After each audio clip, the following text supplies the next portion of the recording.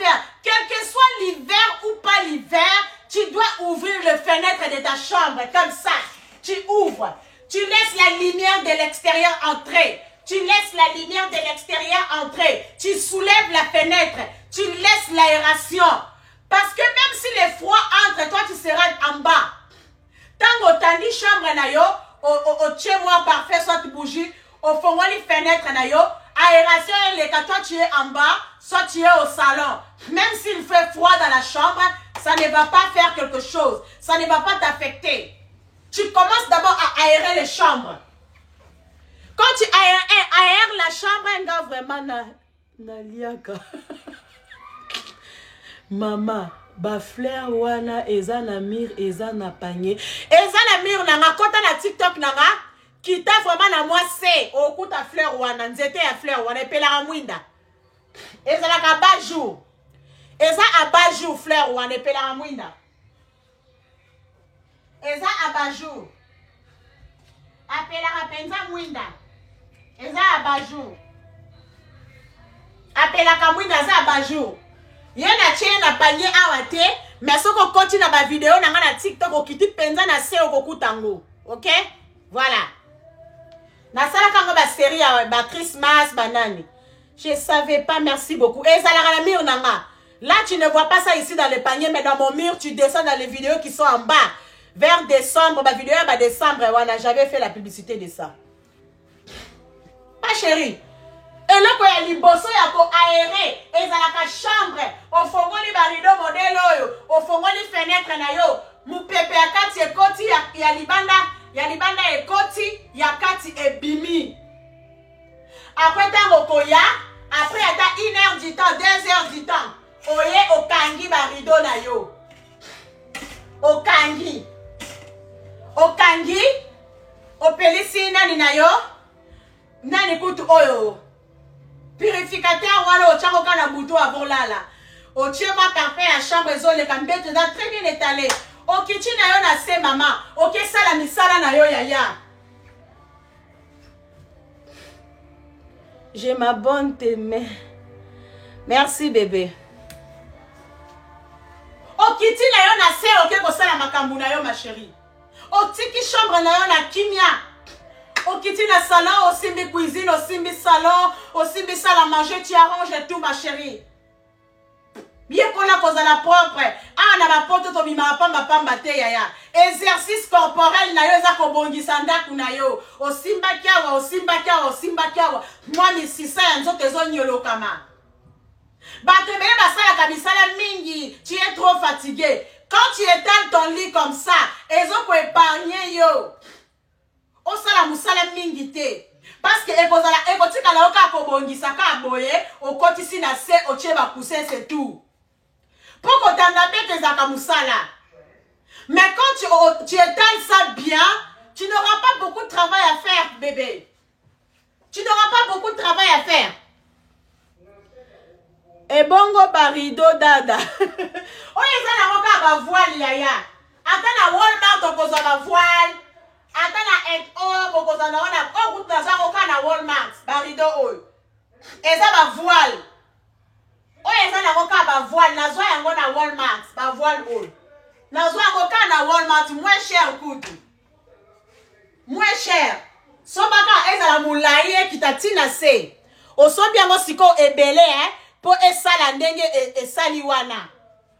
Pos batu musuba somba ka rido, boyema ko somba ka rido te. Osobi ka rido makotala, ba rido la rido banda boy. Tal. Rido evandi boy. Rido evandi plat. Plat. Kitoko te sala ka bote te. Tango zo chaba rido e fait fanda boy. Boy. Bomoni yanga na sobi combien de voiles? 1 2 3 4 5 voiles. Pour esalanga boye. Pour esalanga boye nenge ekanga ni boye. Pour ekanga ma boye. Na sobaki 5 voiles. Omoni parce que ba voile na bango ezaka nango milaite. Na sobi 5 voiles pour efanda boye. Efanda nga boye. Bomoni nenge sali efandi boye. Efandi boye 5.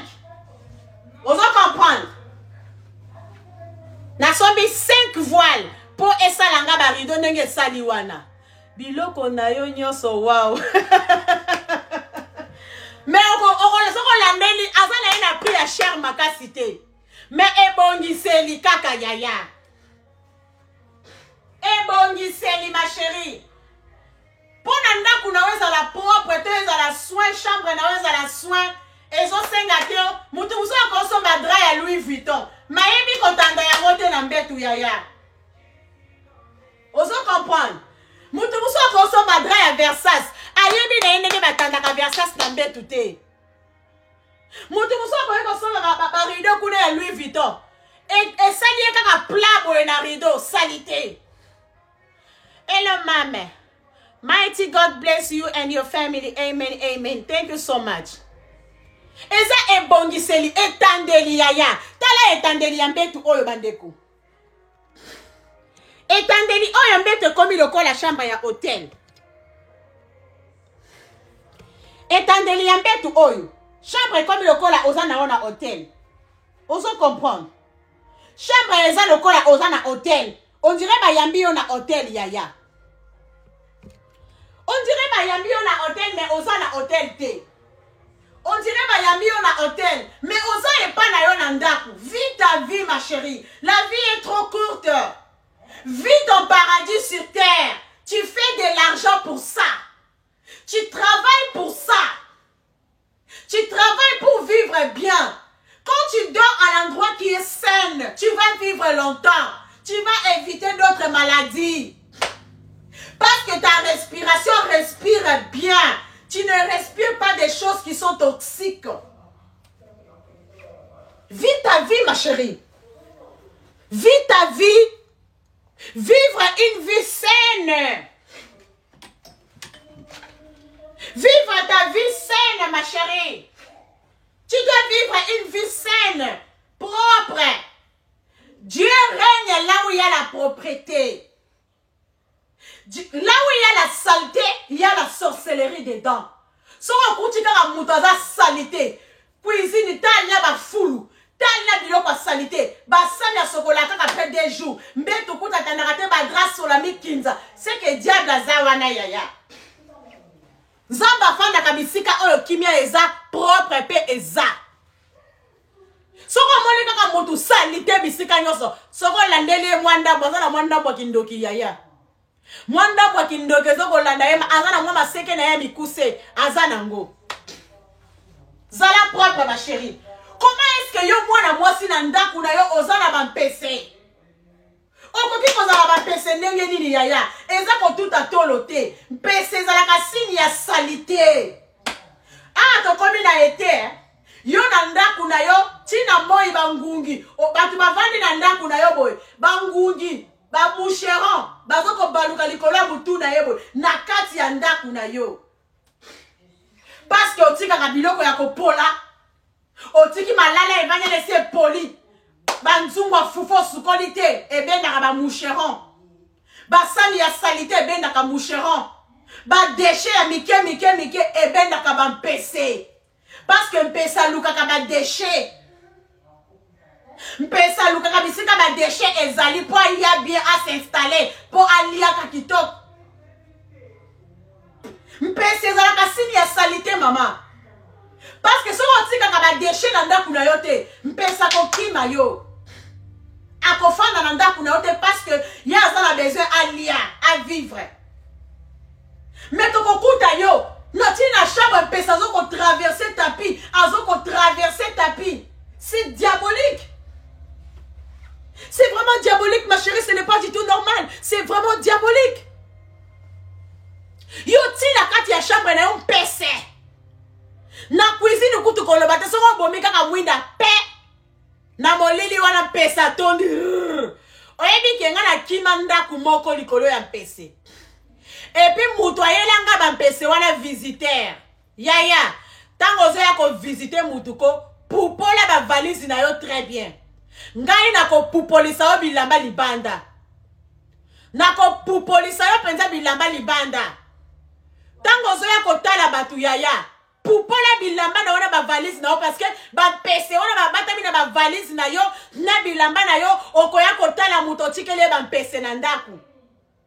Ngana yamba visiteur moko ayelanga mpese na ndaku wana ta na États-Unis sika. Na wana appartement. Na zalaka na mpese te na appartement na ngai. Tangu kana yambi ba paya Yesu. Après kaka 2 ou 3 semaines ma chérie. Mpese. Ngasi ko mpese sala nganzo to malili yaya. Pesa bandi ko bota mangala ndaku lokola fourmi. Yaya na déménager na kima mpese. Na kima mpese la koka ko supporter te. Yaya oyebi ke ndaku nweza kala ba mpese okende kotala batu yaya ngala ko pupola yo libanda. Nazui séchoir nazo ko pupola tina suki. Oui. Oza na mpese na ndaku no komi komela batu mpese ti na ndaku na bango yaya. Na saki ozo kotambola yango mpese na kati. Ngana mona fille moko azo bimisa eloko boyena pesa bimi ngana bi Yesu.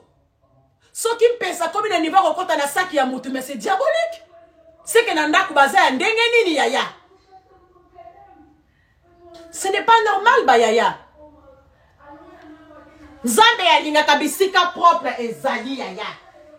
Esika propreté ezali Saint-Esprit avanda kawana. Misalisa makasi ya kozala propre ma chérie.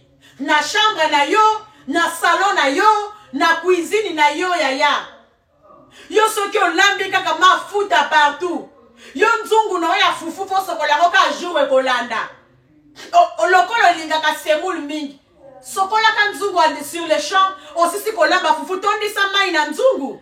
L'État aussi sa misala ya mike ba fufu one kolemba. Okonika yango yaya. Yo kotondi sa cuisine na Kilimanjaro ya basani modèle oyo. Et comme il a solangai. C'est diabolique ma chérie. Ce n'est pas du tout normal. Tolo bandenge nini ba maman. Moi les visiteurs m'avaient apporté des punaises. Surtout ça. Surtout ça yaya. Voilà pourquoi quand tu reçois les visiteurs, quand ils partent, il faut désinfecter la maison. Désinfecter la chambre là où ils étaient. Mon numéro de téléphone, il faut m'écrire en privé. C'est là-bas que je vais donner mon numéro de téléphone. Badra oyo ezana kitunga ezoya complet. Ndenge na tandi mbetu wana, ndenge okotanda mbetu na yo na ordre. Okotanda mbetu na yo par ordre na kokata video o na kochango na nani awa. Na kocha live o na YouTube na ngai. Voilà. King ezali king esili tala na ba couleur misusu bébé. Ekoki ko sila te. Tala king na ba couleur misusu. Tala king na ba couleur misusu bébé. Il faut tala couleur oyo olingi, o tala siko king nango. Par exemple, soko lingi bleu wana. O cliquer full king ezali. Na bleu ciel king ezali. Na navy blue king ezali. Na grey king ezali. Na pembende king esili. Na orange ezali. Na bleu ciel king ezali. Bleu ya pete. Na green ya pete. Vert ya pete king ezali. Basala ba couleur ebele bébé. Basala ba couleur ebele. Soko moni ke pembe esili. Ozui bleu ciel. Bleu ya pete weke na loko ya pembe. Yango pezaka clair. Ozui pe yango. Kozangisa yango te bébé. Okozaka na bezo pe ya mwa couleur. Obongisa mwa chambre pe sa mwa couleur. Soki ozalaka na usi ya pembe. Okoki kocha usi ya pembe. Na se. Tango olambisa drap pembe ya use komona na kuna likolo. Ale décorer na pembe ya coussin o eza na sima. Et au saloka kitoko makasi ba chari. Voilà. Et puis ndenge zawana stock ezongaka. De temps en temps ozonga na mur nanga, okenda kotala na vidéo wana omona ke stock un jour ko ozonga au rapidité aux yeux pembe. Voilà. Donc c'est un peu ça. Ba couleur claire ezali. Ba couleur claire en tout cas eza, ya ba rose, ba bleu ya pete, o eza moi vert moko boy neti. Ba bleu ya nani oyo. Bleu ciel ezala moi pâle ezala bleu moko ya pâle eza pena clair ezali ba size wana ezali ozo comprendre po ozapeka na pose ya mwa couleur o décorer moi chambre salika moi couleur mambo et bois qui ka kitoko c'est ça ba maman en tout cas côté wana il faut bobongisa munene maladie yaya munene olingi kaka semoule non mukomusu lia pe salade lia pe kaka eloko moko ezo correspondre na fufu te tia pe na no fufu à côté nyo tellement fufu eleki yaya okoma kolgada okufa mukolo kosala gel okomi loka okwei makali kaka boy moyen ezate parce que libumu elingi kaka evimba ezalaka munene ya fufu. Ma chérie, ma belle, quand tu es dans ta maison là, tu étales ton lit comme ça, tu vois pas que tu es heureuse? Tu peux dormir à n'importe quel moment. Mon mari n'a autant à qu'à côté de la chambre, mais malheureusement qui pour ça qu'on l'a là. Ayo qui n'a pas ça qu'on l'a là. On check à moi musique qui m'a doux dans la télévision, musique qui m'a très douce. Et zo beta kitoko wana mobile à qu'on l'a la pongia ma bébé. Tu auras le temps de fouiller son téléphone calmement. Akola la ponga babe olongola ka eloko ya pembe oyo opandi likolo eloko nini bebe oyo koki ko finika ngo ngala finika ngo ya mona butu aza munene ka loko adra eza munene ka loko la dra na finika ka yango comme couverture ou soit na utiliser ka yango pour la décoration boye des fois na zipika ka yango pe na place na ye, tu peux encore étaler la couverture ya munene. Na koye na bino étape mususu, toko sala siko to tie couverture siko likolo. Ozo comprendre? Couverture wa pena okokota penza yo mobimba lisusu na kati. Ye okokipe ko finika ye, tout comme okoki ko tika ye kaka comme décoration. Oui. Ya Renate yo pardon okobomisa biso penza kokufa te bébé kokufa te ma chérie papa akozonga na ndaku ya tali kaka mbeto alobi oh je vais dodo na mbeto ya propre boye yaya na posa ya kosokola mai mbala moko epesi yo posa kosokola mai tango sukoli mai mama opakoli wili na yo na motaka wana motaka ngo sosola nyampul munoko sola nyampul tango ozoko se tale na mbetu ya ba ange bazoko pepa kaka boy ba ange ba ko pepa likolo na lola ma chérie mobali a telle le moi sinanga vraiment c'est une femme propre comment est-ce que son motaka ça sent les nyampul comme ça comme les gâteaux d'anniversaire oui ma chérie c'est de ça qu'il s'agit tu ne peux pas monter avec les odeurs de fesses ici sur le lit qui est bien étalé comme ça. Ça va t'envoyer toi-même à la douche pour aller te laver. Yo moko tango zomo na mbetu boy. Ata mobali na yo akomatela ona sola masasa mbate. Kaka nenga zoko mona mbetu bien étalé boy. Ye moko aleki directement na douche. Akeko sokola. Parce que mbetu ezali très sain. Il faut matanango makolo propre. Makambo nyonso propre likolo. Oui ma chérie. Même causerie ekoleka kitoko. Dialogue ekoleka kitoko na mbetu ya modèle oyo. Soki mbetu ezali propre, dialogue ekoleka kitoko. Wana komi koyese chérie, on avait payé combien? Mobali akoyebisa yo prix ya salaire. Akoyebisa yo prix ya salaire. Yo na likambo ya motaka so ya pepo. Wana ovandeli mobali na okaka bwe munoko sola nyampul. Otunyeka chérie, on t'avait payé combien? Oh ma chérie, 2500 était entré sur mon chèque. Hein? On m'a payé 3000. Tu veux que je te donne combien comme argent de poche? Ma chérie, chambre là, on est les propositions qu'on dégager. Bah comme qu'on paie ça, yo prix à salaire. Ma chérie, ma belle. Bah comme qu'on paie ça, yo gérance. Nyampoule, pardon. N'a comprendre, bébé. Yaya. Au fin du boyer, au tient ma chérie, ma belle. Arrangez vos chambres, mes chéris. Arrêtez d'être sale. Maman a un appartement, ma chambre et ma appartement est à caminer. Biso en États-Unis, ma chambre est à caminer. ata oza na appartement likolo batake mpona bokisa chambre nanga foka na somba ndaku osomba ndaku nde nini siko olalaka na nzete to olalaka libanda si olalaka kaka na chambre siko chambre wana mpo kutu biso awa na États-Unis toza na bagarderobe na biso batonga ngo lokola bachambre babilamba na yo bachaussure na yo makambo nyonso na kati ya garderobe batikeli yo ring na yo polele modele oyo okobongisa yango kitoko mwa fenêtre na yo okoaere otie mwa miroir na yo pembeni omitalaka yare moko mpe otelemi na mobali na yo motaka bozo komitala na miroir ma chérie bapele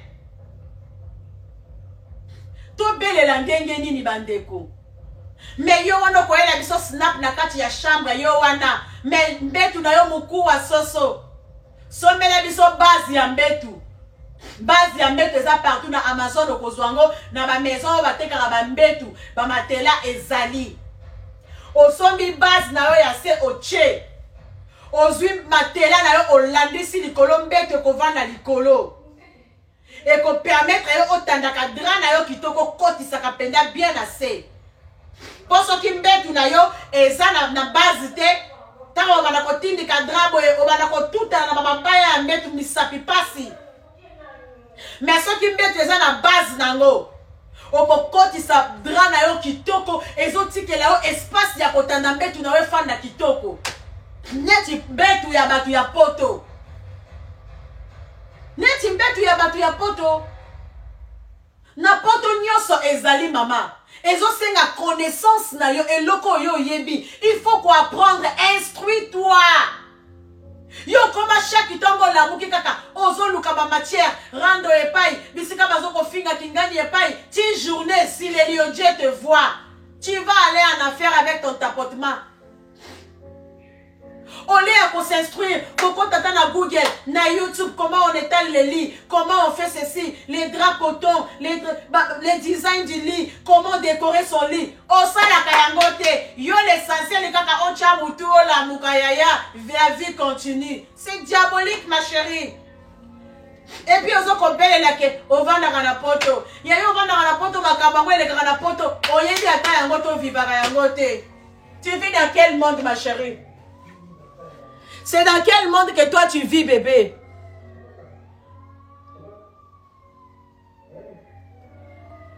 C'est dans quel monde que tu vis, ma chérie, ma belle? Tu vis dans quel monde? C'est dans quel monde que tu vis, Yaya? Moi, si à solo, azana garde-robe, badra et sali. Normalement, moi, si faut dans la badra et bandi, tous les jours de la semaine, du lundi à dimanche. Bala la Canada, plus de une semaine, il était en bétou. Une semaine déjà est comme il est belé. Parce que yo moko remarqué ma futa ya nzoto na wezo tika na dra. Ba soy ezo tika na coussin. Ba makidi ezo tika na coussin. Oko remarqué yango yaya. 4 jours déjà oko sentir que nga déjà dans la peau sensible. Bato dans la peau sensible déjà 4 jours, 3 jours. O komo yoka mikusa. Tango zola la dra ya salito komo kwanza komi ko yoka mikusa. 3, 4e jour, tu dois changer les draps. Surtout quand tes draps sont clairs, il y a pembe. 3 jours déjà, c'est beaucoup. 1, 2, 3 jours, 4e jour, tu dois mettre encore. Il faut t'en sous yasika. Alors, na kata garde-robe, tu dois avoir plusieurs draps. Et ça kanango pe cher de bandeko. Mais yo wana moi si dans un canaba sac il y a $1,500. Sac il y a $500. Mais la chambre na on la kana 2 draps. C'est diabolique. C'est diabolique mes chéris. Ngana lataka griffe. Ngana lataka griffe. Yo zana Louboutin, yo zana na Gucci, yo zana Louis Vuitton. On l'attaque à Versace, aux os soins dans la futilité. Mais quand on va venir là où tu dors, na chambre na autant où tu koya ya ya. Nanda kuna où tu kombe la maïté. Mais libanda tu te fais voir. Nzungo la mela ki fufo sukola ki. Tout ce monde a yo propre kaya nzoto. Basi ebele bazaka propre kaka ya nzoto ya bilamba. Ce qu'on continue dans la garde-robe, yaya. Pour là, là-bas, il faut panza. A panza, a luka, et si kani les ali. À la place où ils ont précité qu'il y a Zui et là-bas, là, non. Il faut que la panza, luka, les comme on a toki, n'a pas mon elo, palinga lata. Oye, la chambre, elle va grande, bêti, un mois et sous pas maté, balongo, la mon ambé tout est. Mais les bandes au monde, il y a la kuna ba Gucci, il y a le binga la taka, tout un mango, la taka sa père, il y a la taka Chine na Chine, et chinois mis sous passe, problème exact yaya. Rendez-vous na poka tana kenda kolala. Ndaku nanga est un ornement, mbetu nanga ornement. Je dors bien, je me réveille bien, je suis en bonne santé, même si je porte les chinois, mais je sais que je suis propre, je classe ça bien. Ozocha munoko belé mais dra ya son ami qui nzana mbetu na yo yaya. Mibali misusu bakoka koloba te. Moya loba ezate. Azota loka boena misu. Mukolo mobali na wako trouver mieux ailleurs ma chérie. Et pour ça sans excuse, il va partir sans réfléchir. Mobali a kokende sans réfléchir. Peta wakiei wana loba ke na bibi penza na enfer. Oui, a bibi penza na enfer. Il faut qu'on lui tourne. Si on a mobile kindumba. Mobile a kindumba. Oyo ka déjà be quoi trompa kayo. Si qu'on bisika wana kenda ko tromper yo ma chérie. Il faut oyer ba degré à propriété ezala kuna. Oyer ba nini ba sale la kaye kuna. Kuna boye batanda ka dra ya sika chaque jour. Kuna ba lambe la kaye biloko na mafuta sika. Kuna ba zipa kaye dra lokola bébé. Kuna ba nika kaye tuma makolo bakati manzaka. Mais yo mobala kozonga kutu ata lipeka osukolite. Motaka etoni bakunzala combien okanya osuki ya milai. Ma chérie, ma belle, les jours occasion qu'on peut s'améliore, l'homme là va te quitter sans réfléchir. Mobali yake bamba na kuti ba chambre ba fongoli ba fenêtre aération et koti akuti moi nani oil aspirateur wana ezoko benda nani ezoko nani moi bougie. Moi, chambre na miroir. Ce qui a besoin pour embrasser les morceaux ya miroir. Ma chérie, mon bal azoi na ndaka kuta ka chambre no ka molili lokola na ténèbres. Ata bozana moi, chambre kaka molili. Bozana butu, chambre kaka molili. Ba pese bazo ko traverser, bazo ko kita, bazo ko mata lokola ba angelou. Ma chérie, ma belle. Chambre na yo aspira katate pour la kolongo la poussière. Mobali soka lali na betu itchisi butu mobima itchisi na itchisi. Ala le badra kuna solo kaka ya munoko nenga na ela kilobi azongeli solo munoko na yemo kona ba coussin. Mobali ko kwanza butu a kwanza kaka azo kwanza nini salite le kina dra. Yaya les jours l'homme va passer nuit là-bas yaya na ile kola ko azolo taba ange. Il va te quitter sans réfléchir. Ma chérie, ma belle. Il va te quitter sans réfléchir. Ce cas mobile a n'ingara propreté. Ce cas mobile a n'ingara soin. A côté kayo yaya. A côté la intérêt na ye. Parce que moi si un modèle wala koki ko bomba mobile avant. O ko bomba mobile non avant. Parce que plus âge ezo poussana, mobile azana posana la kabisika ya bien. Mu pepe ya kitoko azo ko respirer biloko ya kitoko. Pas de gaz carbonique. Bo pété butu mikinza ya lobi ekuti mikinza ya lobi kuna ekuti mikinza ya lelo et sangani solonyo se sangani lokola bloko au fongo la kafere kote manini na kokufa ngana kokamba lili te rhumatisme diabolique, c'est diabolique ma chérie. Oko kakamba lili te me obimara libando ke na kosala musala na se ya malini, c'est diabolique ma chérie. Malini ya ko boma yo kana kacha ndaku na yo. Là ta jaquette du coup na fongo il a biso ba fenêtre. Là tu la biso jaquette. Fongo il a biso fenêtre mi kinza ya une semaine. Il faut ebimba libanda. Yo yebite ke ba gaz wane comme ka gaz carbonique. Et comme ko sali sa mutu crise cardiaque. Yo yebite ba tu biso ba sala ba crise cardiaque étouffement et leki. A sali yango crise cardiaque, salité et leki. Mutu a sali yango crise cardiaque. Bon mona nanu te. Bon, mon ananou ma chérie.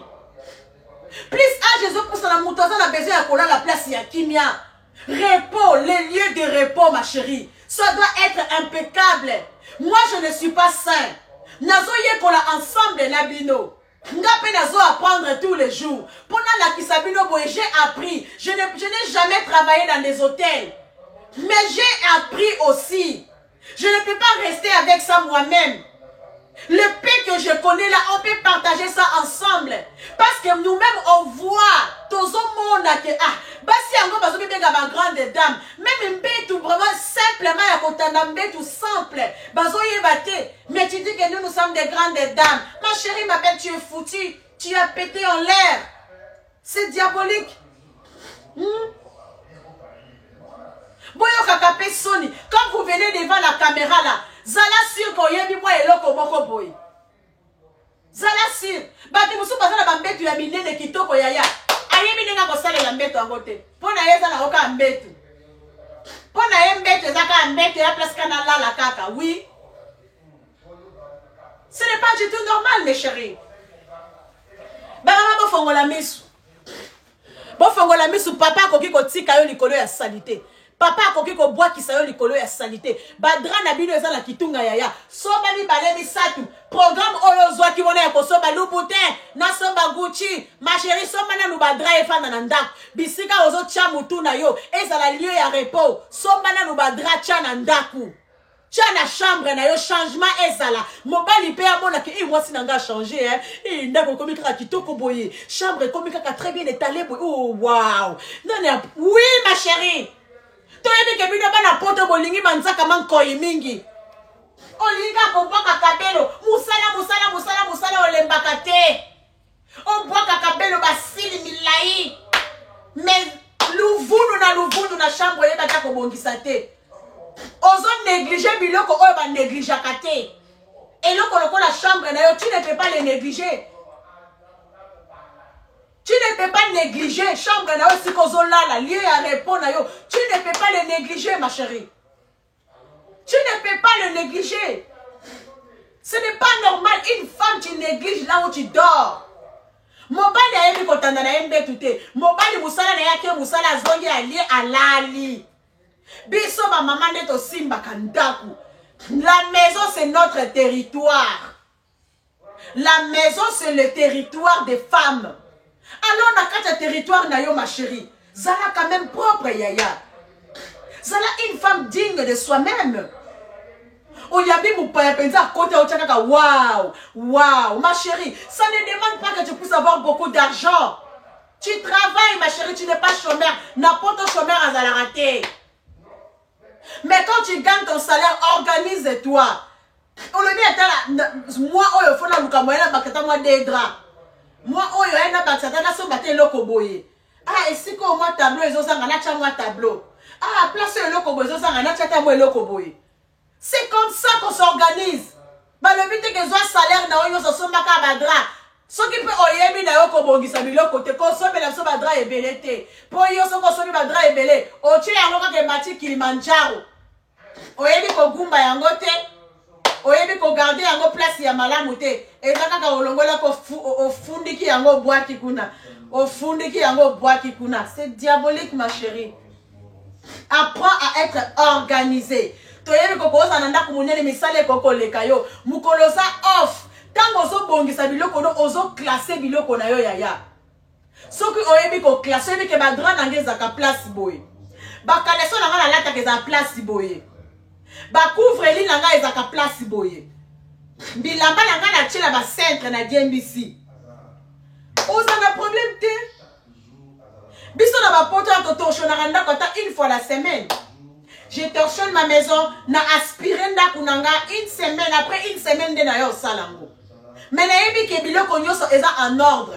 Tango eloko de loko eza na place nango yaya. Okomona pas cité ata osala ka musala yango ya makasi ndenge ni. Ata osala ka musala no makasi ndenge ni. Oyebi ke biloko neza na ordre. Tango koya osimba kaka. Osimbi, ok. C'est fini. Mais tango oye kaka ozi obwaki. Oye ozi obwaki. Oye ozi esali montagne na Kilimanjaro. Makasi yango ya kobanda kogumba ndambo nda mama okozwa yango wapi ma chérie. Organise-toi yaya. Na la kisi bino biloko kocha ba sapato. Organise-toi. Oche yango, oche ba chaussure na yo, chambre kozala propre. Basak boka te et le quoi organiser basak ezawana. Placer basak na yo yaya. Ozomona ngoyo moko na misubwe. Ndi na obima bololo wema oyo. O remplacer oyo longolaki. Na ba chaussure ndenge moko. Na ba basket na laksino basak ya ba basket wana. Eza na ba vidéo. Au fongo de bimisi basket na ozongi si oyo latako kangi. C'est l'organisation ma chérie. C'est ça que tu vas montrer même à tes enfants. Je veux que ta chambre soit comme ça. Arrange tes habits. Les habits sales, tu mets dans le panier. Tu ne peux pas mélanger les habits sales avec les habits propres. Tu mets les habits sales dans le panier. Et ce qui est propre, tu vois que comme sanité, ma cité, zongi ça na centre Dieu mis ça. Mais tu n'as pas de l'école. Quand tu rentres, la première chose, tu arranges ta chambre, tu étales ton lit. Et puis tu peux te reposer. C'est comme ça que tu vas éduquer tes enfants. Et ils vont suivre. Les enfants suivent seulement ce que nous, les parents, ont fait. Ceux qui sont parents, ont un cadeau désordre. Moi, je n'ai pas aucun désordonné. TikTok, c'est une école. TikTok est à la école. On vient ici pour apprendre, pour être instruit et non d'être détruit. Parce que ce qu'on a besoin, on a la détruite. Yomoko qu'on a la détruite na TikTok au caca. Eh, yo banoko taka ko finga abatu na ba commentaire, o le ba n'importe quoi, o tira ba ma miniature, o zongi sabo. Là tu es détruite. Mais si tu veux être instruite Yaya, tu seras instruite, tu vas connaître beaucoup de choses ici sur TikTok. Sur les réseaux sociaux en général. Sur les réseaux sociaux. Sur les réseaux sociaux, moi je vous dis vrai.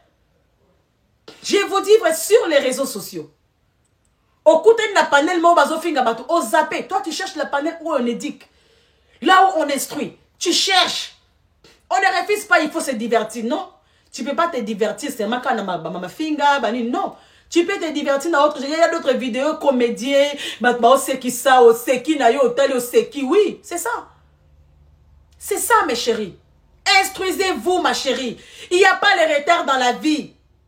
Il n'y a pas les retards, on peut apprendre quand on est grande, ça ne dérange pas. Ils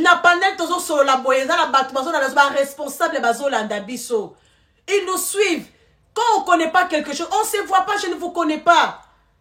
Quand tu vois que, ah, c'est comme ça qu'on fait. Ah oui, en tout cas, j'ai appris quelque chose. Oui, c'est comme ça, ma chérie. C'est comme ça. Moi, je fais mes recherches et je viens, on partage ensemble. C'est de ça qu'il s'agit. Instruisez-vous. C'est très capital, je vous dis. Ça va vous aider, ça va aider vos enfants. Ça va aider à l'avenir. Mais le TikTok, mais le temps où les gars qui na live, ah, na yekoli lokobo. Et même si on ferme TikTok, mais toi tu restes avec quelque chose, tu peux enseigner même les autres dans ton quartier, partout où tu es. Ok. Donc c'est un peu ça, ma maman. Instruisons-nous. Apprenons, ma chérie. Apprenons, mes chéris. Ne laissez pas comme ça seulement dans des futilités, dans des trucs. Non. Arrangez vos maisons. Soyez propres. Tu peux être là avec les écouteurs. Mais en même temps, tu arranges, tu regardes là où il y a des saletés, tu aspires ta maison, tu enlèves les déchets. Même la kitunga ezali. Babiloko ya kocha pembeni ya reshoboye. Ne négligez pas des petites choses. Ce sont des choses qui vous amènent des cancrela à la maison. Trop de déchets, trop de déchets, et qui n'a pas dans la serre, trop de déchets, et bien n'a pas PC. N'a la kisibino bende moko boye, et ça na TikTok shop, et ça on appelle la mire nanga, et ça on a so continue la vidéo nanga, au komo nango. J'ai mis ça, ba pembe ya ba réchaud, et ça li plat. Même si quand tu peux pas, les déchets tombent. Et quand tu as ma douceur, ça va tomber au-dessus. Tu vas voir ça visiblement. Et puis tu peux nettoyer calmement. Nassé à réchaud, n'a pas déchets pour nous rendre dans les soutés. Combien de femmes va bouger à réchaud, n'a pas pour la clean, ba salité ou les a la katikuna. Combien de femmes? Combien de femmes nettoient leur four? Moutou moussou okuta banda kuta four ya batouan l'appartement. Alambena yango 2 ans, 3 ans yango ya sukola yango te. C'est diabolique, ma chérie. Na la kisibino ba savon, ya ko sukola ba plaque, na ba four, et zo longo la ba graisse, o ya ma casse kanga na ba four, na ba plaque. Combien de personnes ont acheté? Yo zwaka kaka savon ya basani. Pio pio pio pio. Oniki. Réchaud te lipe bien te. Na four kuna ba couche longwe na ngo pete. Or ba savon wana ezo longola. Ba couche. Ya ba mafuta we kangami na four tiki yango très propre. Qui a acheté? Binoka kuna bilamba semoule. Olambe la kaka réchaud wana mais ozwaka soin na ngo te. Mais tu vas tomber malade. Tu vas tomber malade. Moi, quand tu regardes dans mon mur là, dans ma page, je touche toujours les points sensibles. Et je sais de quoi je parle. Je sais là où je touche. Je fais tout. À la cuisine, je suis. Dans la chambre, je suis. La déco de la maison, je suis. À la cuisine, je suis. Na la kisabino banzungu, basani, nyosowana. Je vois peu de personnes qui achètent ça. Bon, il y a une fertilité, ma chérie. Si tu suis à la lettre, très attentif dans ma page là, tu vas voir des choses qui sont très capitales, très importantes pour nos cuisines, pour notre maison, pour notre chambre, pour la propreté de ta maison. Nalaki a nettoyer flore, pavement na bino, carreau, ata mutotali yango na misute. Oh, ils ont désinfecté même la maison. Ce qu'on a ba cancre là, aux là insectes. Ils ont bon parce que ça désinfecte. Mais mutotali yango na misozate. Wana ozu savoir basani fou na carreau. Ozu torchon, tala yoko torchonné. Carreau flou. Mais quand on vous montre des choses qui sont très capitales, très importantes, vous négligez. Tu vas trouver dans la vidéo là moins de j'aime. Il n'y a pas de commentaires. Parce que monsieur Zaka na semoule, bazoko luka semoule, bazoko luka Louis Vuitton, bazoko luka Chanel, bazoko luka Versace. Bon ça na banana quoi. Les gens viennent chez toi, tu entres avec les babouches. Ton pavement là, c'est infecté. Moi, dans Konguluma, tu as des produits qui doivent désinfecter les flores. Parce que l'enfant peut ramasser des choses dans ma belle azokolia, azosimba ma belle azochamaboko na munoko. Mais quand les flores sont désinfectées, ma chérie, c'est pour la santé même de la maison, ma chérie. Très capital, très important. Mais vous êtes toujours dans des futilités. Vous cherchez des choses qu'il ne faut pas chercher. Ce n'est pas du tout normal, ma chérie. Arrêtez, arrêtez. Nalaki simino ba plateau, hein. Ba maman est belé. Ba yaka ko servi mi bali na bango kaka boy weleke weleke. Ba paya ba yetale yo ko sima milangi na maboko. Na ba verre na maboko ko déposer na mesa. Mais quand je parle avec précision. Le plateau, c'est fait pour servir. Tu veux servir de l'eau, tu veux servir la boisson, tu veux servir du jus. Tu dois mettre dans le plateau. Et le verre dans le plateau, tu amènes là où il y a les gens et tu déposes. Peu de gens le font. Au comment on a plateau, on est qu'on fait na kaka ba connaisseur, on va yébine ba kosomba. Mais yo on linga ko soka semoule kaka yango na yango. Kito côté ba mama, pour fongola misu. Pour fongola misu ba mama. Moi, je suis là pour nous. Je suis là pour nos jeunes filles. Je suis là pour nos mamans. On doit apprendre ensemble. Donc, on a ba jeune fille, ba lali la ba la ba mais maman tangu yo landi. On a ba jeune fille no landako. La kisa bango. Tu peux faire c'est comme si c'est toi qui connais. Or, yo peut oser quelque part et puis tu leur montres. C'est très important. Très capital. Na lingi na kata live, oh, je suis fatiguée. J'ai assez parlé. J'espère que celui qui a des oreilles, mutu azana mato ya koyoka, ayoka. Na kokata live oyo kokota YouTube, et kokota pe TikTok bandambu pona batu bazwape, ndambu oyo koki kosunga biso nyonso, ceux qui n'a 8 ans. Voilà.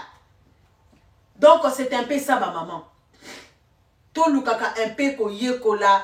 Kola ki sabana na biso ko organiser surtout biloko ya basapatu surtout biloko o etaliba il faut ko yeba ko apprendre ma chérie ko s'instruire c'est très important ma chérie et ça très capital pour na biso moko o yazana mato ya koyoka en tout cas ayoka o yazana motema ya kobomba abomba na mir nanga ya tout je vous montre tout na leloko nga na bombe la rabino te na pesa kabino na ba prix eloko esombami autant eloko esombami pona ko bongisa ndako na yo yaya ezo senga te okoma na ba millions e okoma soki ndenge nini non ma chérie yeba kaka ndenge ya ko bongisa yeba kaka ndenge ya ko classer yango c'est tout. Même pour s'habiller, quand tu sais classer tes habits, même si tu t'habilles moins cher, les gens vont regarder que non non elle est très propre, elle est très classe. Oui. Mutu muso ata yebine kola tate ata lati griffe ko bandati na minu aobimaka salite aobimaka sitoche mais tango yebi ko classer o yebi ko fandisa makambu et ko fanda pe kitoko yomoko komona ke non ça va. Donc c'est un peu ça live na biso ya lelo to comme osuka to chité. Donc merci na bato ngoso mo tapoter. En tout cas conscience il faut zonga kata toto sala ba live na biso boye et ça pour na ko enseigner, qu'on instruire, tozo apprendre, il faut encouragement ezala. On a beaucoup de choses à se dire, on a beaucoup de choses à vous dire, mais quand on voit que on n'est pas actif dans nos lives, ça nous décourage. On ne va pas traîner comme on a traîné là. Mais quand on est entré sur live, il y a des gens qui t'apportent, il y a des gens qui sont là, qui soutiennent le live. Ça donne du courage à beaucoup, à vous montrer encore le meilleur de nous. Donc, c'est un peu ça, ma maman. C'est un peu ça, en tout cas. Bravo, Nabino, Bakbotapote, Lelo. Merci, en tout cas. On est des cœurs ensemble. Tout ce qu'on va apprendre, tout ce qu'on sait que ça sera très utile pour nous, on n'hésitera pas pour vous montrer. Je vous avais dit que bientôt, là, dans ma télé-réalité, Nabiso, on va vous montrer la vie quotidienne, comment il faut faire les choses, quand tu arrives chez toi, comment faire. Il faut vous connecter, abonnez-vous. Ce n'est pas qu'on fait ça pour avoir des abonnés, non. Mais quand il y a le nombre d'abonnés, il y a beaucoup de gens qui vont apprendre. Vous voyez? Il y a beaucoup de gens qui vont apprendre. Quand on est sur live, ah, ils savent que, ah, maman, ça là qui live. Ah, maman, moi qui vidéo, ah, c'est intéressant, laisse-moi un peu regarder. Voilà, c'est nos lifestyle parce que na domaine nanga, na TikTok nanga et trucs, c'est lifestyle. Je vous montre comment vivre, comment faire les choses. C'est ça mon style. Donc, c'est un peu ça. Mais quand on reçoit des encouragements, des abonnements et trucs, ça nous encourage, ça nous donne la force. Quand on dit que, ah non, il y a beaucoup de personnes qui nous suivent, alors on doit donner le meilleur de nous. Voilà pourquoi on est là, on est ensemble, on va partager ce qu'il faut partager, on va enseigner nos enfants, on va éduquer. Nous, on ne choque pas les gens avec nos mots. Quand on parle de mots, là, ce n'est pas que quand on dit les mots Kinza est commis un péché, ce n'est pas un péché. Ce sont des choses que les gens font tous les jours. Batubasa la kango tous les jours. Si tu as solana bino, aïsa la batubazo pété na bango avant la chambre na ya pété, avant la kitchen na ya zo pété na ye. Et ça normal, c'est la vie de tous les jours. Magoda to lobaka ngo pona koboya koloba terme moko ya mabe. Ah na lobaka mabote na makate, na lobaka ka motaka, na kataka yango na mukuse ni pour comprendre terme. To lobaka ngenza nzela eli felo pour ka bo comprendre. Exact, il faut que lobelo ko eloko na kombo nango. Mais bon, ça l'a choqué, t'es un bozo yo kango. Non, il faut moutoua yeba ke eloko me basa la kango basa la kango bou. De moutou fois yeba makambuana. Tout ça la kango pour la choquer. Live na biso zaka toujours sans tabou. Pour na expliquer au moins les choses. On aime bien expliquer la chose pour na batouba comprendre. Matière est côte à peine ma casse na cerveau. C'est ce qu'on fait. Ce n'est pas qu'on doit expliquer qu'à l'icolo, oh ça là ma parabole, tu fais des pas. Il y a d'autres personnes qui comprennent la parabole t'es. Tu peux commencer à parler en parabole, il ne comprend rien. Moutimuso c'est 1 plus 1 égale 3. Moutimuso c'est 4 plus 4 égale 6. Il faut ce qu'on explique aussi 4 biloko, 4 biloko, sangi si on peut si on le compter, à compter à trouver réponse. Alors, si on peut à gauche et droite, parabole, Tony, à son comprendre et l'autre côté. Ah, tu as une explication, et ça la claire, Nicolo, mais ça, Moutounio, surtout à comprendre. Voilà notre but. But Nabiso Ndeyangowana. En tout cas, je vous remercie. Merci Nabato Basombi. En tout cas, la salle a gagné pour gagner des millions. On a ça, il a gagné à commission. Nasa marketeur, agent marketeur, nasa kaba publicité, mais na touche kaba point sensible. Oyo koki ko sunga communauté na biso. Bon mon na mingi na sala ba vidéo na ngala lingala, ya ba anglais la sala ngoka moi mukie, mais mingi na lingala pona ko sunga communauté na ngai. Nde da beta kasete. Parce que batu musu ba la bote na so ba drango wapi, akina so mino kaka wrong, okine place mo na supermarché bote ke loka dra ya pamba ka moko, ezanga ous. Mais tant que vous êtes en ligne, vous avez 3 dans la moko. Esengo. Parce que ba drap mingi tokenda kosomba na ba store, au moins na kaka drap yango moko. Na ba te d'oreiller nango sili. Ou sezate kaka boy. Ozo somba biloko ngo surtout na séparation de corps. Ah, on a TikTok ba sali no regroupement familial. Bachelio ous, bachelio drap, bachelio ba te d'oreiller. Au moins te koza ya mobimba. Pe na prix ya kitoko moko abordable. Oza pe na makasi teke na kumba mutuka na kende koluka. Non, na ndako na yo fandi ba livre yo liboso ya porte. O esengote. Eza esengo mingi ba mama. Donc, j'espère que conscience ezoko zonga, on est toujours là. Oya kolakisa bino ezali na kolakisa. Na lakisa ki bino ba brosse moko ya mike ya konika même na ba douche na biso. Ba mama ebele ba yeba konika te, surtout na ba lavabo na bino. Ba salité ya ba maille sala ka moi orange, ba pembeni ya nani. Na lakisi bino ba brosse moko ya konika na pembeni wana kolongola ba salité wana ba poto wana ebotaka. Ba brosse wana eza na TikTok nanga. Ce sont des petites choses comme ça qui vous manquent pour mettre la propreté dans vos maisons. Pour nettoyer là où il y a des saletés, si ka oh saleté zo longwate, ba brosse wana zo kolongola ba saleté tout autour ya ba pompe, na ba coin, ezo nika kitoko pe zo longola saleté bala moko. Bo fongola misu bo timba ba mama, na ndaku na otuma biloko ya mike bo ekoki kozanga te. J'espère que na lobby lelo ebele na pema ni samutu na pe ni sape munoko na ngai ko kwa kula elekaki. J'espère que tu sais comprendre ba maman. Live na biso to komi ko chité to komi ko suka awa na pesi bino merci mingi batongo se bolanda ki biso bozala ki attentif botapota ki écran na biso Nzambe ya pambola bino azong c'est la bino ya ebele to kutani à la prochaine bozala toujours connecté on est toujours là on va apprendre. Je vous en prie, madame. Donc, merci infiniment pour Nabino Nyoso. Vous étiez vraiment amazing. Like I say, you were so amazing. Oui. Ce que Monique nazo kata live au sombité. Ah, maman kati live la sombité. Non. Kota na mir nanga okokuta. Biloko nyoso eza na panier awa na mir nanga ezali. Okoti kuna okosomba sans problème. Oata na problème mon côté. Mais biso awa tozo kata live to photo pema po bino pe bo pema. Tokotika la wana te banda to vanda ki kaka non. To umeli la live na soto banda ki depuis 17h, 16h ce qui 50. 22h, donc on a fait ces 4h ou 5h de live, donc c'est beaucoup. Je vous laisse vous reposer, moi aussi je vais me reposer. Que mon Dieu vous bénisse abondamment et on va se voir à la prochaine. Bisous là-bas.